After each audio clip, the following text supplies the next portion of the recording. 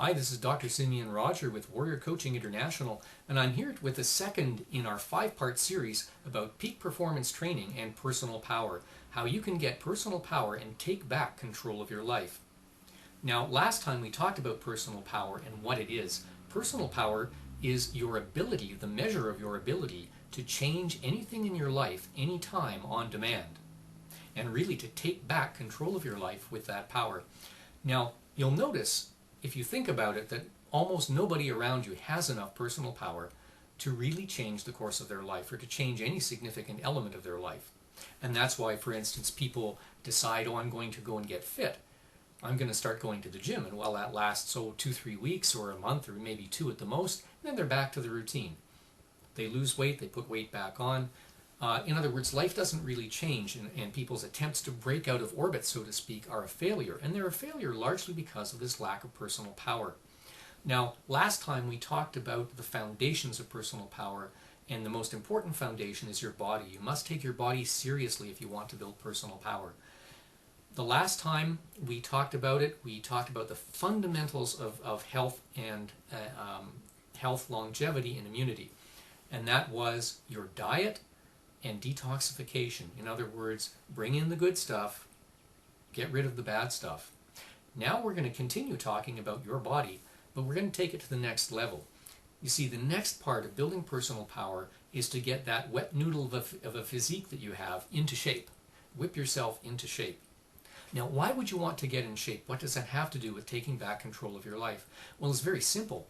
Once you start to get in shape, once you get into a regular routine of good exercise, you will feel better. Your health will improve. You'll have more energy. You'll be able to generate energy on demand, and you will have much better self-esteem and self-confidence. That's why you want always to keep your body in shape. And when I say in shape, I'm not talking about extremes of fitness. We're not talking about the triathlete or the marathoner. Indeed, cultivating really extreme measures of fitness can have long-term negative consequences for your health, and we're not going there. Now, so how do you get in shape? As a matter of fact, you can use any exercise program or any combination of exercise programs as long as you are building these 3 things together and in equal proportion. That is strength, flexibility, and endurance. Build those 3 things proportionately and you've got it made. Now, what we've just talked about is what we as Westerners usually think of exercise, that is external exercise. I'd also like to encourage you, in order to build personal power, you need to also cultivate internal exercise. Well, what's internal exercise? Well, the best known forms of internal exercise are things like Tai Chi, Qigong, and yoga. Of course, there are other systems as well, but those are the main ones, the best known ones. Internal exercise has a huge advantage because, unlike external exercise, it not only builds fitness, it also builds health in a much more serious and robust way.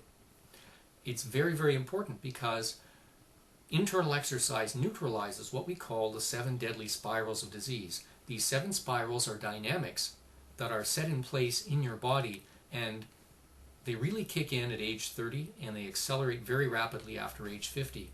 Internal exercise gets around them because it brings fresh energy into your body, literally packs it into your tissues.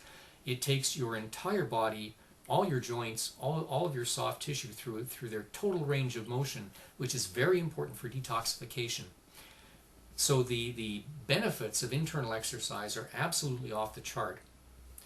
And that's why they're so indispensable for cultivating personal power. And personal power, of course, has a huge payoff. And that payoff is far better health, far better immunity, longevity, energy, self-confidence, far better self-image. So when you cultivate personal power, you're really taking back control of your life. You're taking back control of your body, of your mind, your emotions, and your spirit. Now, in order to master internal exercise, personally, I think the best way to do it is to look at the 5 top Qigong methods ever devised. And you can learn more about those at the URL at the end of this video. But whatever you do to cultivate personal power, the main thing is to go do it, and do it consistently. And we'll be back next time. Join us for the 3rd installment of Personal Power. This is Dr. Simeon Roger for Warrior Coaching International. We'll see you then.